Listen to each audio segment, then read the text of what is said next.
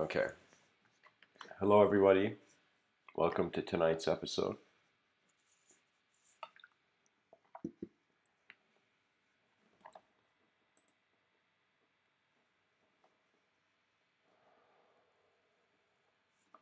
The title is When the Unknown Shakes Knowledge.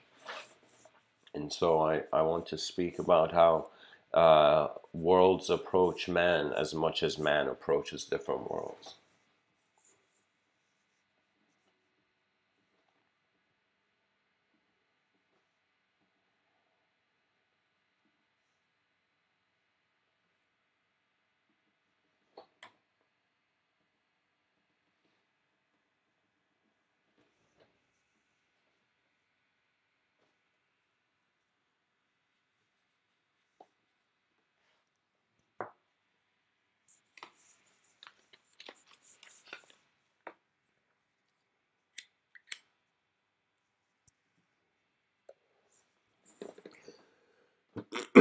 Okay. So here's the thing. I personally realized in one moment of my life that I'm a temporary creature. And then I realized that the greatest contribution of a temporary creature is to help make something more efficient that will kind of continue after their existence. As if you have physically, maybe let's say 100 years as a living being to physically change things and help different beings through different moments, you know. But afterwards, your personal experience will shift to a sort of impersonal natural movement, right? So before we all return to nature's ocean, you know, as different drops of consciousness, we have an ability to change things, okay? And when we embrace change, we realize that we are not relying our confidence based on just expectation, or we don't rely on just what can be seen. We contemplate the unseen. We wonder how it's going to approach. We as creatures are as self-aware creatures on the surface of this rock in the middle of empty space. It's as if like we had to fight off saber-toothed tigers. We had to be careful if they were attacked. We were considerate of if there was an earthquake or tsunami or whatever. Do you see people? In some sense, they are constantly facing the unknown aspects of the day uh, on a regular basis.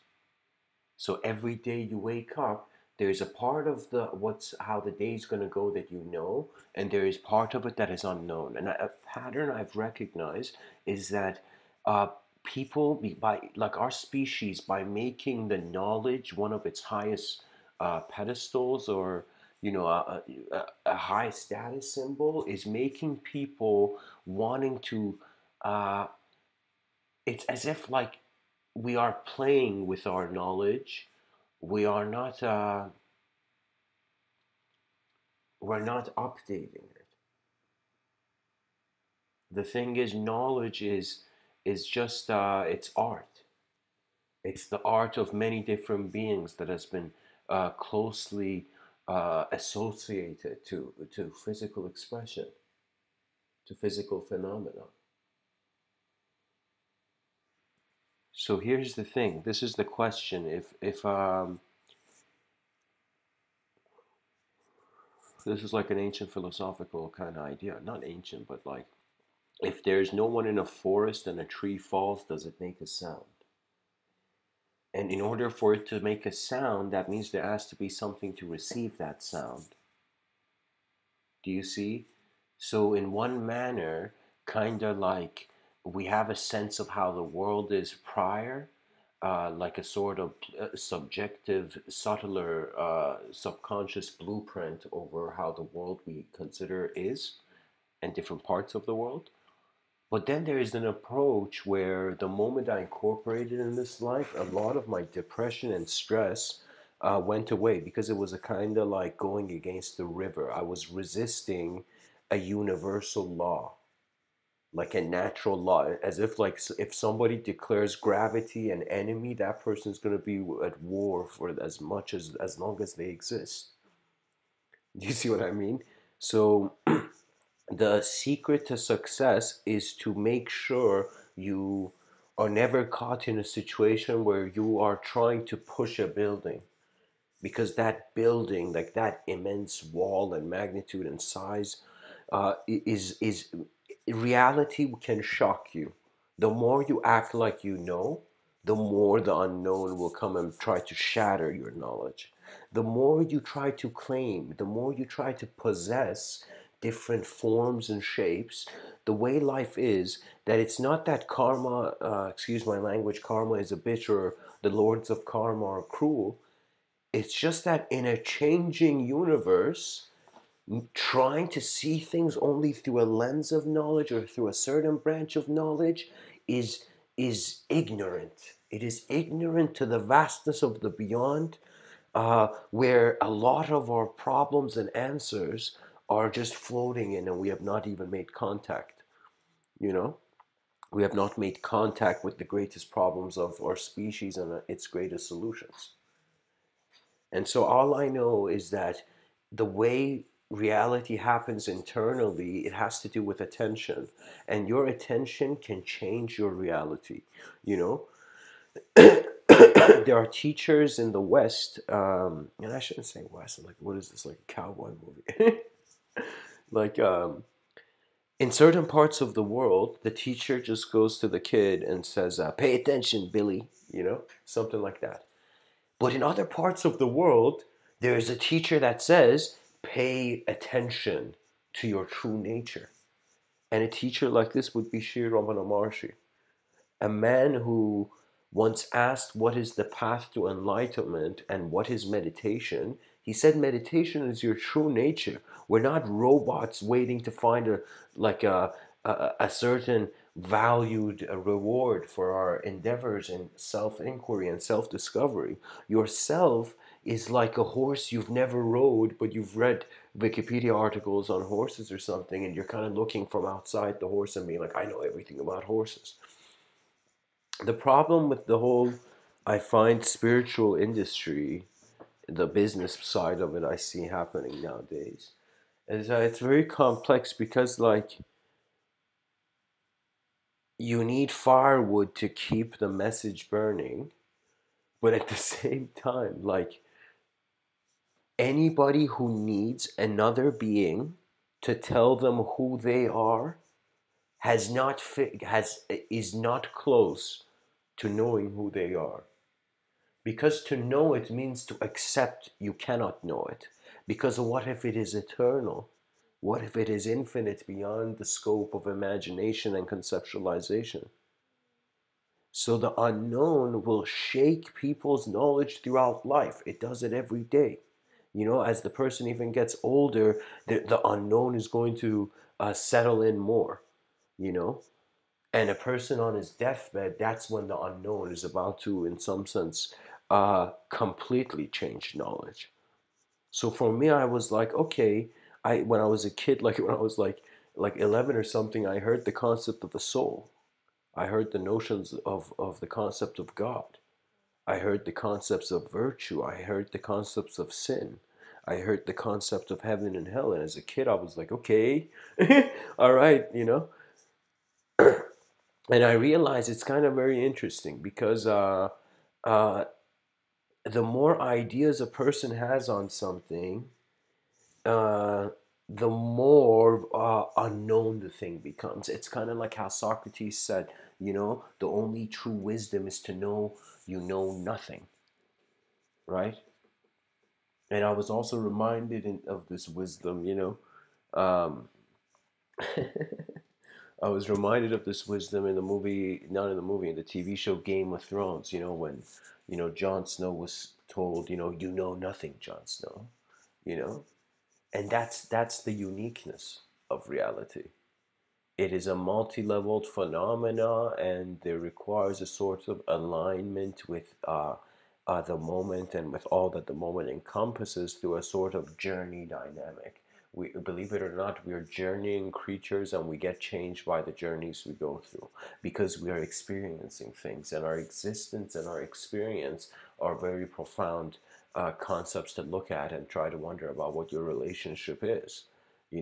Because my relationship was that I felt existence was here first, and then from existence experience came.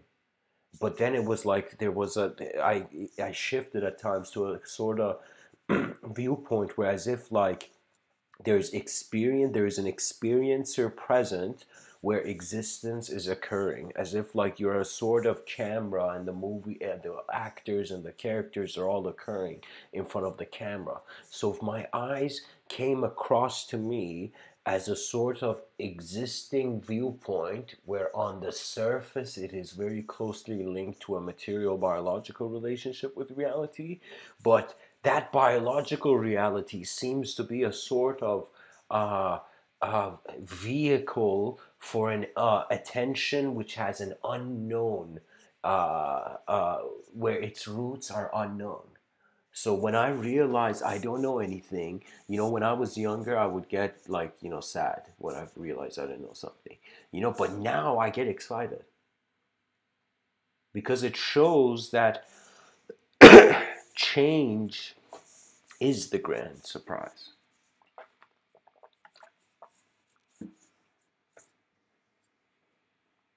Without change, there's no narrative, there's no world of meaning.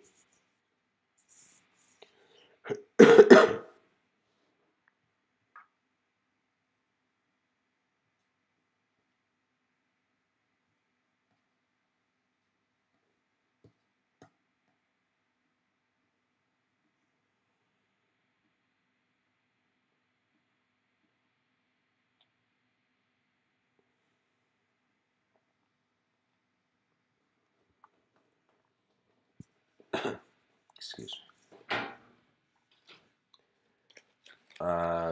I remember hearing a nice quote. I don't remember who it's ascribed to, the quote, but it says, "Turn your face to the sun, and the shadows will find behind you. Turn your face to your true self, and the guilt and the weight of the past will become the shadows that fall behind you." Because the moment you turn around, you will see those shadows. The moment you turn your attention to suffering, you will see chaos. I have been overwhelmed by chaos many times.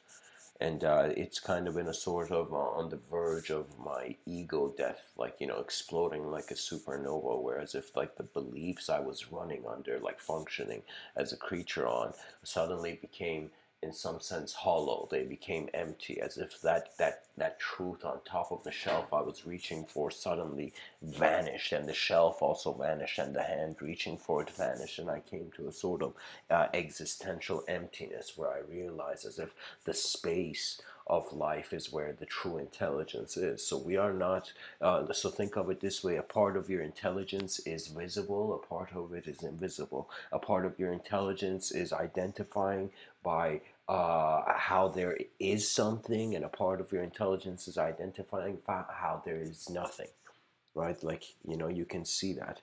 When you fill a glass with water, you can also see that there is an emptiness, and the space in the cup, in some sense, is contained in a certain way. So one can understand how this cosmos is in some sense designed by looking at a glass of water. The fact that the water was poured into a space that was intelligently designed to preserve the water. We are human beings that have come into existence in a world that is designed for us. This has been a baffling thing, but there's many baffling mysteries in reality. There are mysteries such as, for example, one looks at a cat, like the children of a cat or the children of a deer that are just born, and the child of the deer just like, just really quickly learns how to run, and it's all in its, like, it doesn't have a, so it has a remembrance of how to maintain itself. But then we see human beings are different, and that the child that is born has to be, schooled in many ways. The parents have to hold its hand, help it ride a bike, and all, and so on.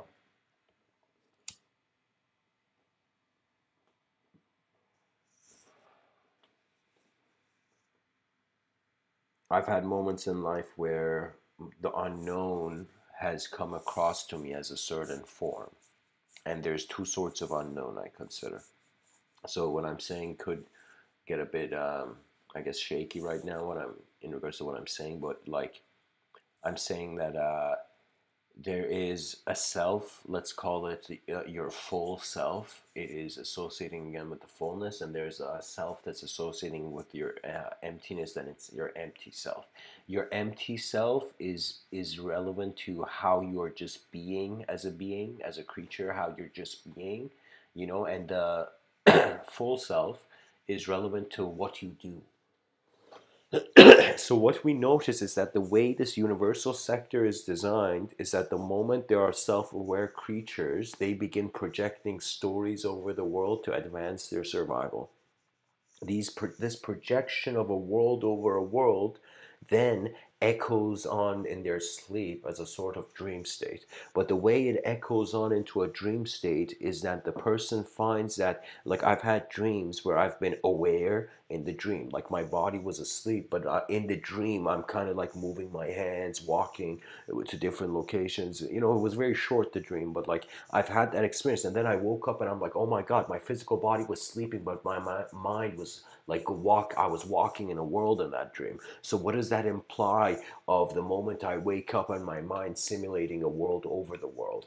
Am I really seeing the true world, or am I seeing how the mind is simulating itself? And so then I added dimension. So what I mean by that is that um, it's like this. It's like you can't just believe you have a soul if you believe in the soul. You suddenly go towards an infinite regression of the soul of like that person, and the soul of the planet, and the soul of the galaxy, and it just goes on, right? It goes to one ultimate position. So I find that religion was actually a very profound evolutionary leap in man's mind, and its involvement in society was necessary. I think I understand now why Voltaire said if there was no God, it would still be necessary to create him, because man's mind will ask questions so deep and so vast in scale that it will eventually have to conclude a sort of singular outlook on it to justify the self in that moment,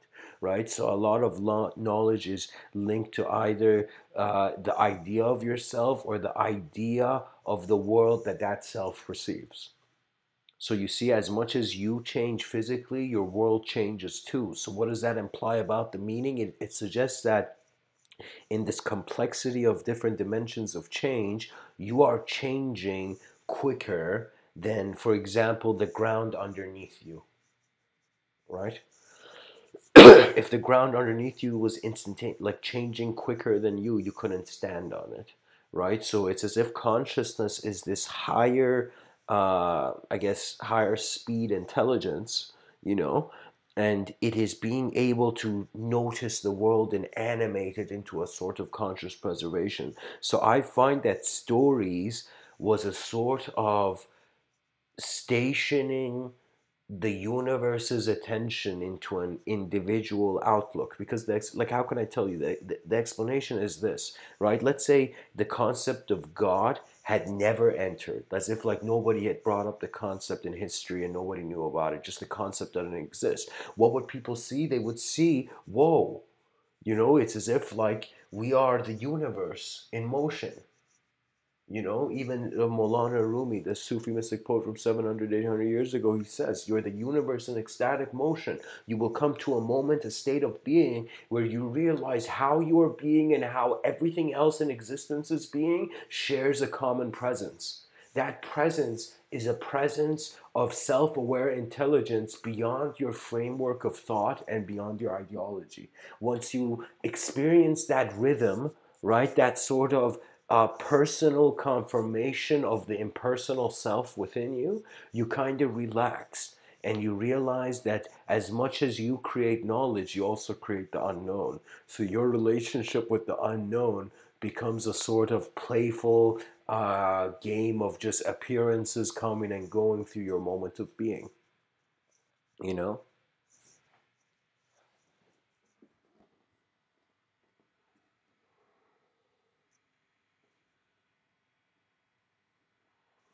For me, I can say I have philosophically debunked philosophy. um, Philosophy, by the way, its derivation means love of wisdom. In ancient traditions, wisdom came from a sort of higher power. It's like it was like a person who could see something others couldn't, seemed to be like a higher being back in the day. All right. So, for example, in ancient Greece, we see a sort of polytheistic thing happening where there are different gods to different attributes, and some person can look at ancient Greek mythology and take that metaphor instead of rejecting it or making it invalid, just taking that as different characters and qualities of man's expression. Because for me, a great hint I got, something that was so rare that I got a like realization was I think it was in the book the Srimad Bhagavatam or the Bhagavad Gita, where it said something that Kali, this god, like similar to how the ancient Greeks had a bunch of god like system, you know, similarly in ancient Vedic mythology, you know, there's a sort of system of gods going on, right? And men who are going towards God, and men who are, in some sense, creatures who are fighting the gods and whatnot. You know, same thing. Like it's very profound that in ancient Greece and ancient India, the ideas on their mythology have a very common, indirect pattern, as if like it's as if like two different ancient cultures were perceiving the same incident but had totally different images, you know, as if like it was a higher dimensional phenomena and two different cultures received it based on the images of their mind and their development at the time, right? So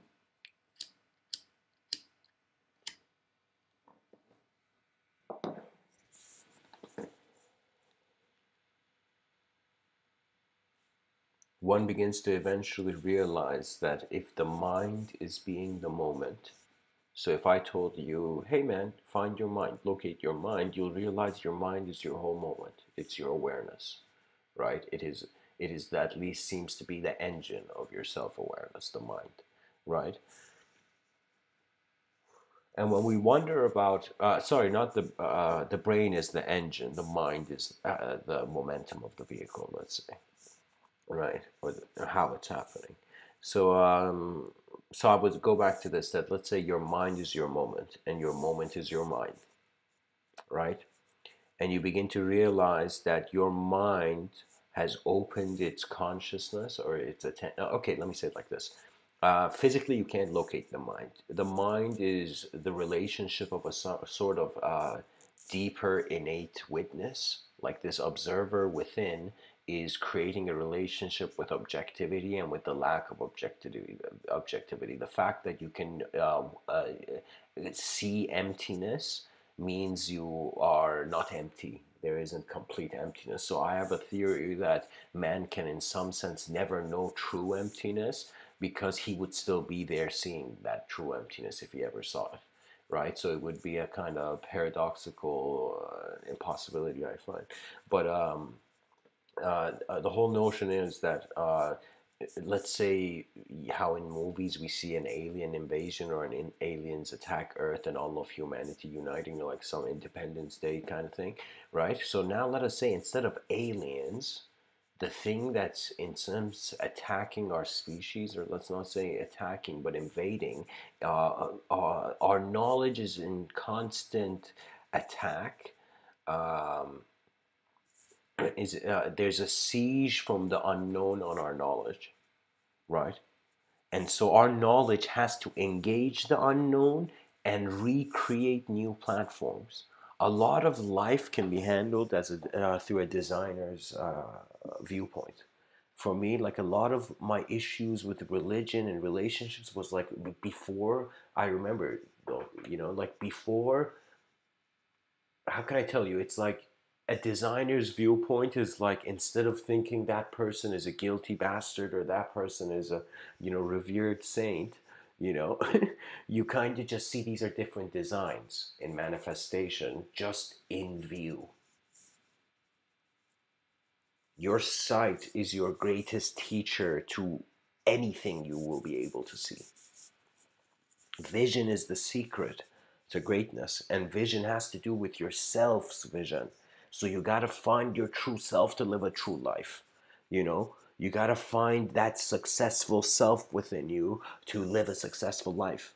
Right? It's simple. It's kind of like a program thing. We're not that complicated creatures, but the complexity comes when you identify with the unknown. So I've said this in other talks that a mystic, for example, when I speak, I there was a time in my life where I was totally in that role of a mystic, right? Because for me the unknown became the unknown seemed to hold something that I saw none of knowledge holding.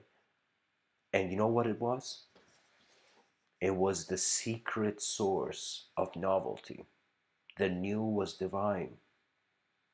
Anything that happens is a sort of proof of divinity, because of the consideration that it could also not be here. I've had moments where so many beautiful things have happened, like great things have happened, like some miracle happened or something, like intense problem suddenly got solved, or I was just present in a place and I was like, there was a sort of gratefulness where it's as if you kind of look at your moment of being and kind of like are like, wow, this is existence's next step. Existence's next step is your next step. We are the face of existence in the vast abyss of non-existence and unknown.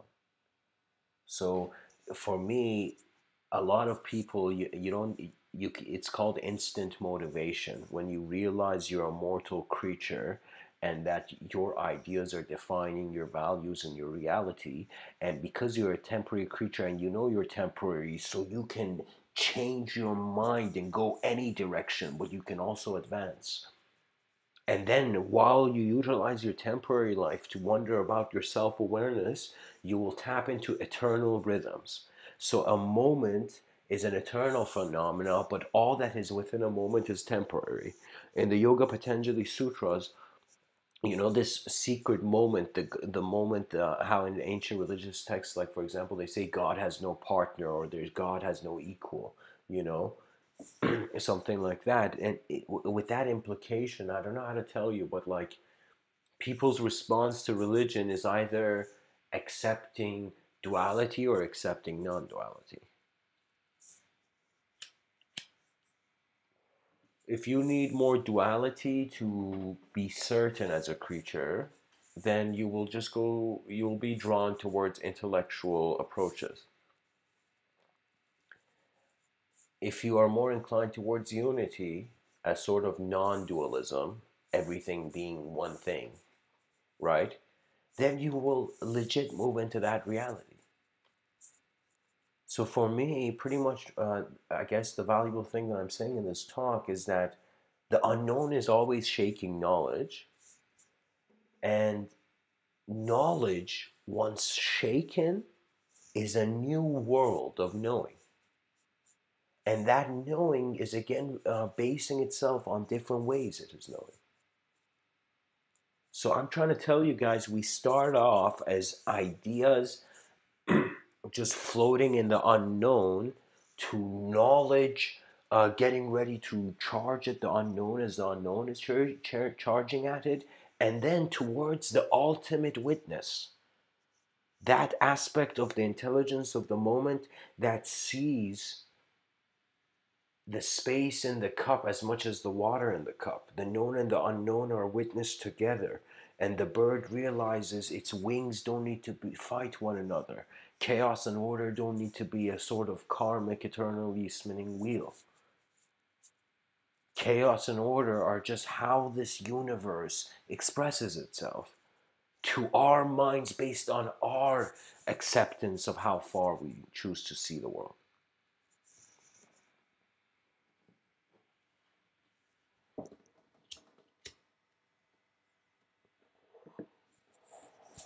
There's an enlightened sage who's passed away, but his name is Sri Nisargadatta Maharaj.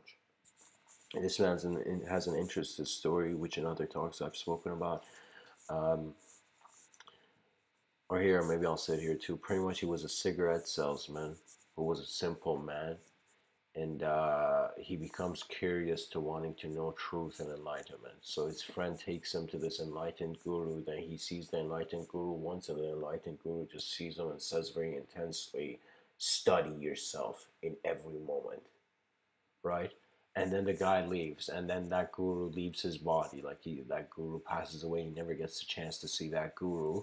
But ever since that moment, this cigarette salesman, living this low, poor life, suddenly in every break, every chance he gets, he just sits down and begins seeing. He begins wondering, what is the self? What is the self? In doing so, he begins to recalibrate his values on existence based on how his experience is being existence. There comes a sort of purification, a sort of innocence of comprehension. Once you tap into this childhood innocence, you eventually go so further back that you're like, oh, I was so innocent when a child, and then you begin to see the ultimate innocence is non-existence, right? So it's like an unborn child is the most extreme innocence that you could say, you know.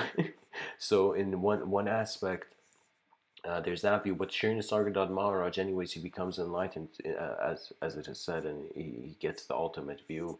He perceives it, he sees the truth of it, and then he has this very nice quote, which was the main thing why I bring him up. He says, "When I see that I am nothing, that is wisdom. When I see that I am everything, that is love. And in between, my life moves." As if his attention is oscillating between a sort of eternal unity and a sort of temporary duality. And his greatest understanding of the response to temporary duality, is to, uh, in some sense, to be wise, to acknowledge the empty outcome of the physical aspect of the being, of the intelligence of the moment.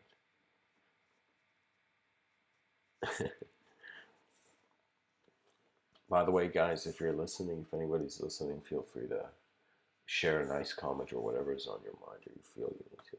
But I'm going to keep talking.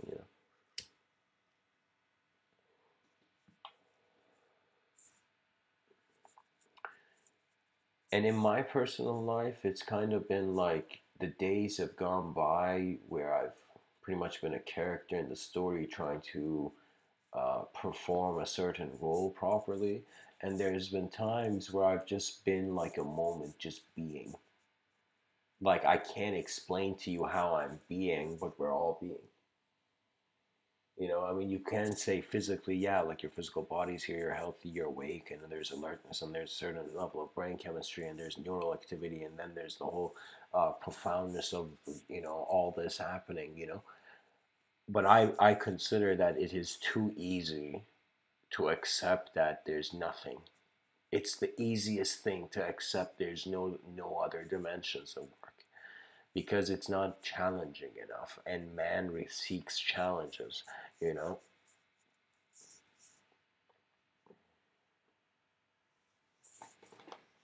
The beautiful thing about a new world is that once you enter it, you are actually a new self.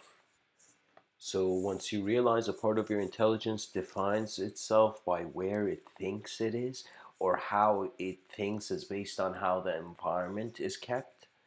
So this is where you see that heaven is a sort of uh, way you keep your attention. Here's a hint, hint, hint, samadhi. Because the word yoga means union. And when you wonder union of what? Union of the non-ultimate with the ultimate. Union of the illusion with the direct experience of truth. Because if you consider the world as a simulation, then you can also consider the simulations. You'll never know if you're in a simulation or not. It makes the unknown a sort of wall you feel you can't climb beyond. But I hope that our civilization honestly gets to a point where just these creatures feel a grand responsibility to align, to join forces globally in trying to uh, advance our perception of reality.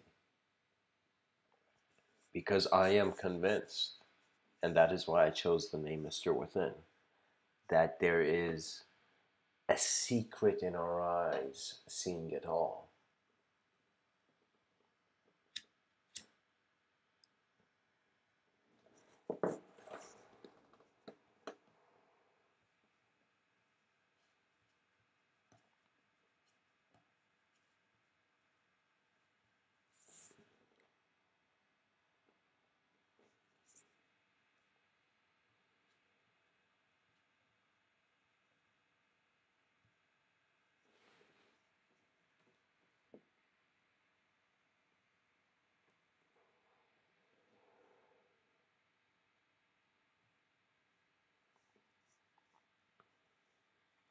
Anyways, guys, I hope this talk served you. If you have any questions, and if you're listening to this, now is a good time to ask.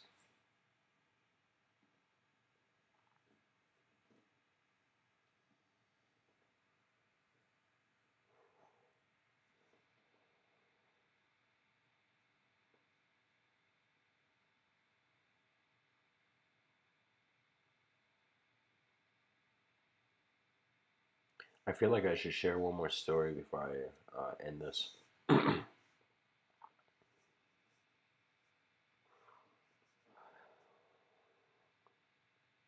Kind of juggling which story I feel I should share. Okay, here's an interesting story. And it's not the best story, but it's a Zen story, so I'll share it. I read this online. This man is sitting on the grass in a meditation kind of position, and suddenly he attains a sort of liberation, a sort of, let's say, enlightenment, mini enlightenment, or something like that. He realizes something about the true nature of reality that he hadn't before, and it's like totally profound. Now, as the Zen story goes, a dark minion in another dimension, it seems, as the story suggests, is seeing this guy, and the dark minion freaks out and runs to the Dark Lord and tells the Dark Lord, and the Dark Lord is like, what? You know? And then the minion says, this man sitting right here, he has just realized, a very profound truth. He's getting closer to the ultimate truth. What should we do? You know? And this is where the Dark Lord responds, and this is kind of the moral of the story. The Dark Lord responds and he says, don't worry, because whatever that man feels he will realize, he will make a belief out of it. That's why beliefs are only tools. You're never meant to hold on to them forever. They're just tools for the governance of the abstract, unknown positioning of your mental processes.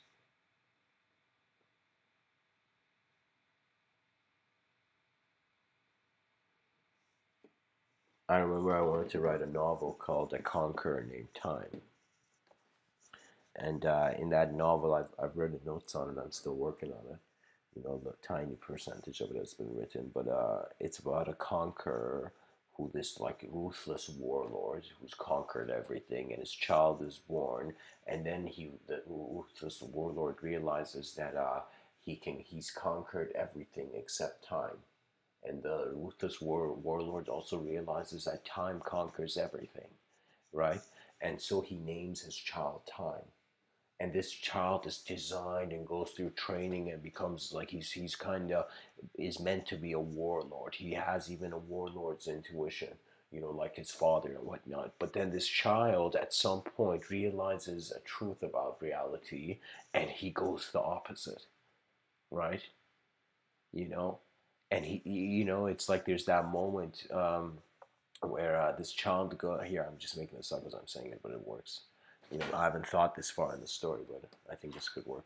You know, you know, the child named Time, after realizing the enlightening truth, you know, he goes to his father, the conqueror, you know, and he says, Father, the only way you can conquer time is by stepping out of it. And to step out of time means to, in some sense, no longer have an ego of a warlord. You know, I think that'd be a good ending. But, anyways, the whole implication of this, the reason I'm sharing this, is that the story that you believe in is acting as your life. But the true depth of your intelligence transcends the limits of your belief. Your beliefs, again, are tools, or they're like that boat you use to get to the other side.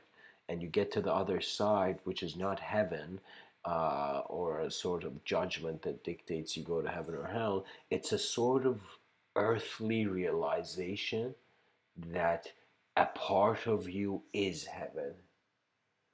And this is going to be mind blowing, but think of it this way, as the yin yang. That means in your duality, right? So think of it this way. Let's say in the yin yang symbol, it's like this, you know, circle where a part of it, it's like an S is dividing the middle of it, and there's like what do you call it? There's you know, in the white side, in the white side, in the white half, there's like a black dot, and in the other side, there's the opposite dot. And so, similarly, I kind of theorize very playfully that it's as if in your temporary life there is an eternal point, and in your eternal life there is a temporary point. Do you see what I mean? That means, oh man, this is getting juicy. I'm not going to end the talk. I guess I wanted to go a bit further. Here. This is an interesting story. I want to bring in quickly a story to add to the context of what I was kind of saying there. And the story is about Rama, and Rama is a sort of revered god in, you know, in Vedanta, you know. And so there's a story about Rama where he's this like ideal of the perfect man. And Rama, they ask him about work, you know, something like that. And Rama tells the people, he says, there's a type of work, right? It's like he says, oh, sorry, this is the thing. People are complaining about the suffering of the human life and how you got to work and all this. And Rama says, work is actually the divinest thing that human beings can do, you know, because in the higher dimensions, the gods are receiving so many offerings, they don't have to work at all, right? In the lower dimensions, the creatures aren't even conscious enough to know that they are working, right? So human life is a great responsibility. It's not a great responsibility. It's the way Rama was saying, it was a great opportunity for you to realize your true nature. Because in a higher dimension, in that heavenly kind of like um, sort of like uh, God, God state or whatever, you know, it's as if you don't have to do anything. It's like the way Rama was saying is the gods are getting so many offerings that they don't have to work, and by not having to work, they have no reason to even attain enlightenment. You know, as if like a lazy kid who doesn't need to work because, you know, like the wealth is already there, right? And thus, by not working, not realizing how something is done in a more sophisticated dimension, right? So Rama was telling the human life is the best moment, right? It's the best time to attain true liberation. And this is why this is beautiful, but in ancient Vedic mythology, the gods would come down to visit certain rishis or certain enlightened sages who were living simple lives, you know, on the mountains and whatnot, right?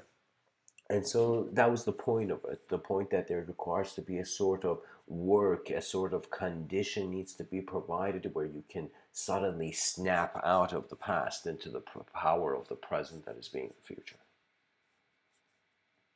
And once you truly gain a sort of ultimate vision of your true presence, which is again not conceptual, it transcends the language threshold. The language threshold is a concept that means it's unspeakable.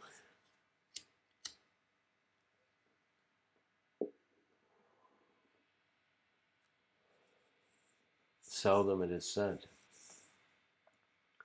But what if truth was here before you even wanted to look for it? Maybe that's why they call it self-realization. You're realizing the true eyes of the self. You're realizing your real self such. Your real self is sort of a pure presence of a spontaneous attention. It is so advanced that if you even consider you have a past, just slow hand clap for how your mind in the present is projecting such phenomena. Because that's the beautiful thing about the station of and the dimension of self-awareness. It is like Meister Eckhart, this Christian mystic, said, the same eyes I see God, or the same eyes God sees me, thus the same eyes, the same moment of self-awareness is like the ultimate connection to all. It is God looking into the eyes of man as much as man looking into the eyes of God. It is, again, what in Vedanta they say moksha. You know, it's I can playfully say it's like you suddenly notice something, but it's the ultimate truth you're noticing. It's like, what did I just drive past by? You know, and it's like, oh my God, it's moksha, the ultimate enlightening truth of the realization of the presence of the moment beyond the personality's judgment. Because there's a reason, there's a reason, there's a reason why Thor dropped his hammer. There's a reason it happened. For the same moment to realize as much as it can be a god, it can also not be.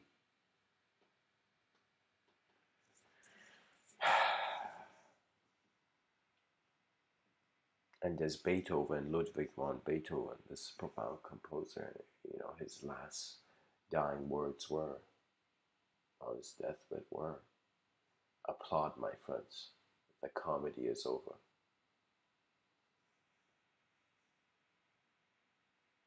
Truth attains the ultimate witness beyond any position. Much blessings, and namaste.